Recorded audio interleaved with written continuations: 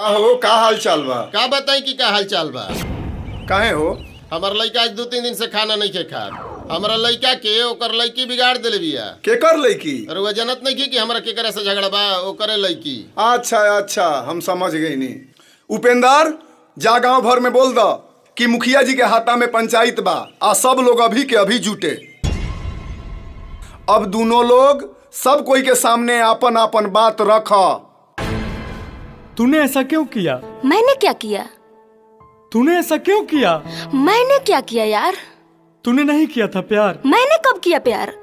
तूने नहीं किया था प्यार। अरे मैंने कब किया यार? मैंने कब किया यार? जान मेरी जान मन बचपन का प्यार मेरा भूल नहीं जाना रे।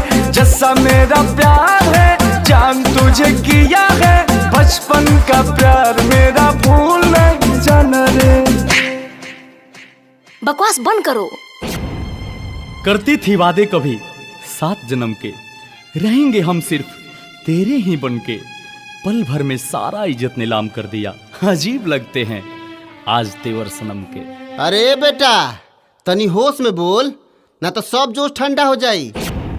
हमार बेटा बिल्कुल सही कहता और जौन कहता एकरा के कहे दो, नहीं तो हमरा से बुरा कोई ना होई। शांत रह लोग, दोनों लड़का लड़की के बोले दो, ओकरा बाद फैसला होई। प्यार तो मैं भी तुमसे बहुत करती थी, लेकिन अब नहीं, क्योंकि तूने मेरे प्यार को बदनाम किया है, भरी महफिल में सरेआम किया है। बात मेरी मान ले, तेरा मेरा दुश्मन सारा ये जमाना रे। याद कर तू वो दिन रहती थी ना मेरे बिन, मर जाएगा तेरे बिन तेरा ये दीवाना रे। बचपन का प्यार मेरा भूल नहीं जाना रे।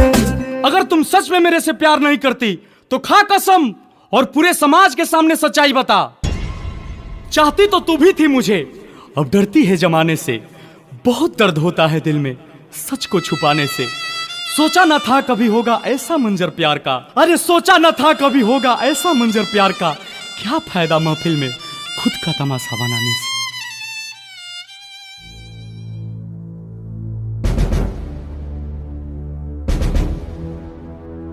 बोला बेटा, तुम्हारा मन में जो भी बा खुल के बतावा। सच्चाई तो यही है कि मैं अंकुश से अभी प्यार करती हूँ, तब भी करती थी, लेकिन समाज और पापा से बहुत डरती थी। हम तुलो के प्यार के सम्मान करतानी और तुलो के प्यार हमरा कबूल बा।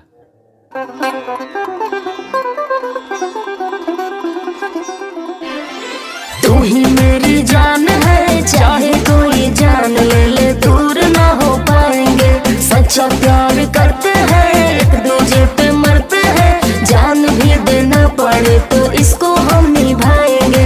जान भी देना पड़े तो इसको हम निभाएंगे। जान भी देना पड़े तो इसको हम निभाएंगे।